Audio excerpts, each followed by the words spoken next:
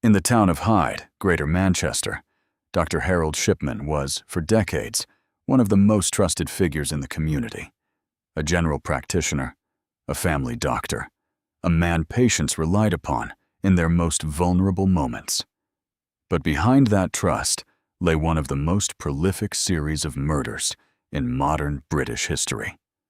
Harold Frederick Shipman was born on January 14, 1946, in Nottingham, England. He married Primrose Oxtoby in 1966, and together they had 4 children.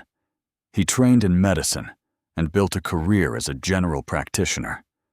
But early in that career, a warning sign appeared. In 1975, Shipman was caught forging prescriptions of pethidine, a powerful opioid painkiller. He was fined £600 and attended a drug rehabilitation clinic in York. It was a disciplinary matter that, in hindsight, foreshadowed a far darker pattern. In 1977, Shipman began working as a GP, eventually practicing at the Donnybrook Medical Center in Hyde. Over the following years, he became a fixture in the community, respected and busy, seeing patients across the town. Many of them were elderly. Many of them lived alone. And over time, an unusually high number of them died. The case that finally unraveled everything centered on Kathleen Grundy, a former mayoress of Hyde. She was an active, well-known woman in the community.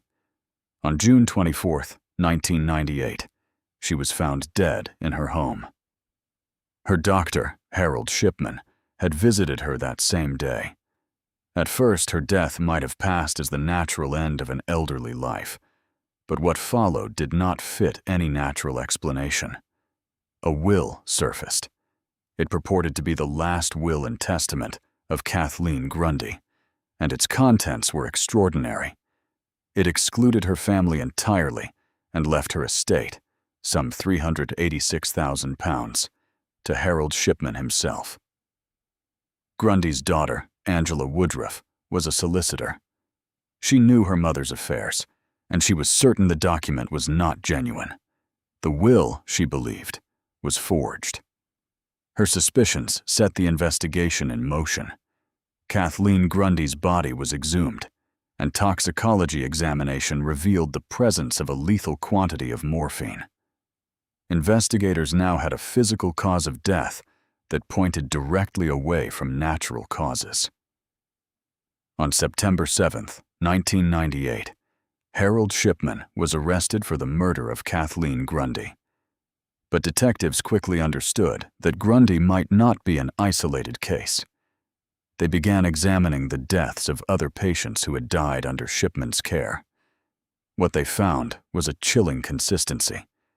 Patients, many of them elderly women, dying suddenly, often at home, often shortly after a visit from their doctor. Medical records, investigators determined, had in some cases been altered to support the appearance of natural death. The forged will that had first drawn attention was, it turned out, only the thread that unspooled a much larger horror. The trial began at Preston Crown Court on October 5, 1999. Prosecutors presented a case built on forensic evidence, toxicology, and patterns in patient records and medical documentation. Throughout, Shipman maintained his innocence. As the Lancet later noted, it was despite his pleas of innocence that the case against him prevailed. On January 31, 2000, a jury convicted Harold Shipman of murdering 15 of his patients. He was also convicted of forging the will of Kathleen Grundy. He was sentenced to life imprisonment with a whole life order, meaning he would never be released. As Britannica records, in 2000, Shipman was convicted on 15 counts of murder and sentenced to life in prison. But the 15 murders proven at trial were understood to be only a fraction of the truth.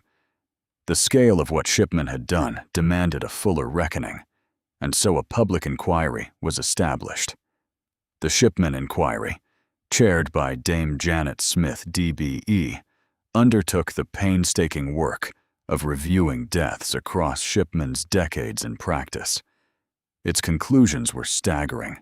The inquiry found that Harold Shipman had murdered at least 215 patients. Of those 215 confirmed victims, 171 were women and 44 were men.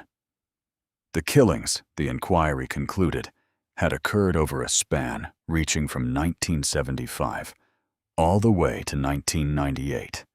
More than 2 decades of a doctor betraying the most fundamental trust his profession demanded.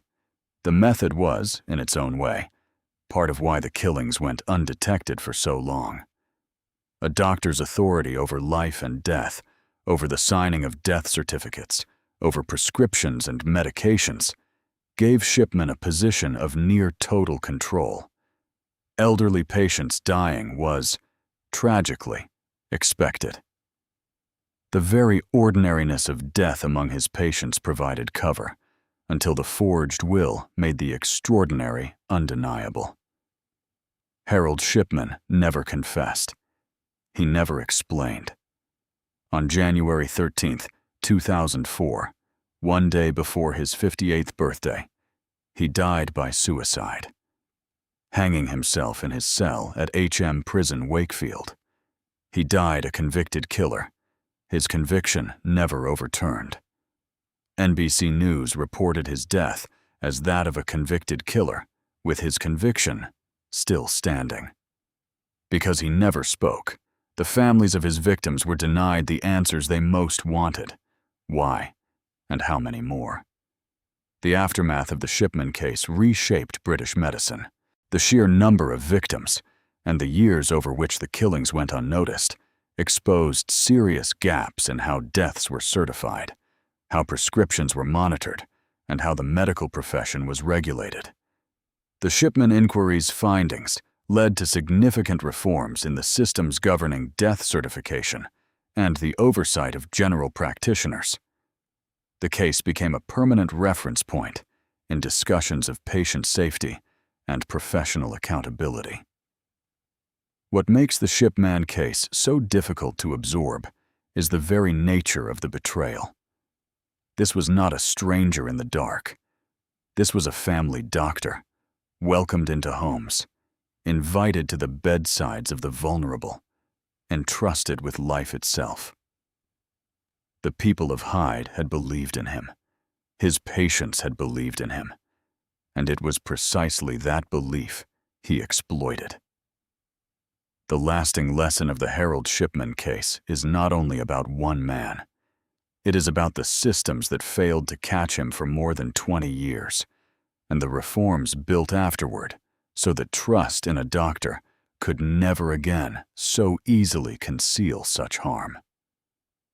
For the families of 215 confirmed victims, and for a community that thought it knew its doctor, the reckoning came too late, but the changes it forced endure.